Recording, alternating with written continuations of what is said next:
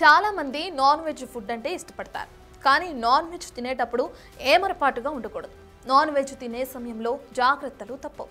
పొరపాటున చిన్న ముక్క కానీ ఎముక కానీ ముళ్ళు కానీ గొంతులో ఇరుక్కుపోయిందా ప్రాణాలకే ముప్పు. ముక్కలు ఎముకలు గొంతులో ఇరుక్కుపోయి ప్రాణాలు కోల్పోయిన ఘటనలు చాలానే ఉన్నాయి. అయితే తాజాగా గుంటూరులో కూడా ఇదే జరిగింది. ఓ వ్యక్తి చికెన్ తింటుండగా చికెన్ ఎముక గొంతులో ఇరుక్కుపోయింది. దీంతో ఆయన అల్లాడిపోయాడు.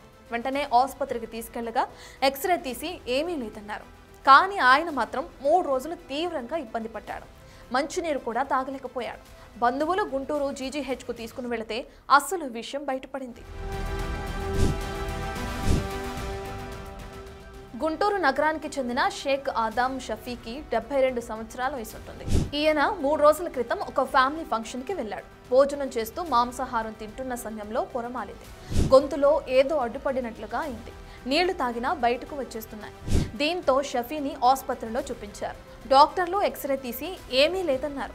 తినకుండా ఉంటే ఇబ్బంది తగ్గుతుందని తిండి మానేశాడు. రోజు రోజుకు క్షీణించిపోయాడు. బాధను భరించలేక గుంటూరు జీజీహెచ్కు వెళ్లారు. అక్కడ గ్యాస్ట్రో ఎంట్రాలజీ విభాగం అధిపతి ప్రొఫెసర్ కవిత పరిశీలించింది. ఎండోస్కోపీ సాయంతో షఫీ గొంతులో ఇరుక్కుపోయిన మాంసం ఎముకను అతి కష్టం మీద బయటకు తీసింది. ప్రస్తుతం ఆయన కోలుకున్నాడు. అయితే మాంసాహారం తినే సమయంలో జాగ్రత్తగా ఉండాలని డాక్టర్లు సూచిస్తున్నారు. ఎముక ముళ్ళు చిన్న ముక్కలు గొంతులో ఇరుక్కుపోతే ఇబ్బందులు తప్పవు అంటున్నారు. గతంలో కూడా ఇలాగే మాంసం ముక్కలు ఎముకలు ఇరుక్కుపోయిన ఘటనలు చాలానే ఉన్నాయి. అంతేకాదు తినే ఆహారం గొంతులో ఇరుక్కుపోయి ప్రాణాలు పోయిన వారు చాలా మంది ఉన్నారు. మాంసాహారాన్ని హడావిడిగా వేగంగా తినొద్దని డాక్టర్లు చెప్తున్నారు. ఇలాంటి అలవాటు చాలా డేంజర్ అంటున్నారు డాక్టర్లు. For more videos like this, subscribe Big TV channel.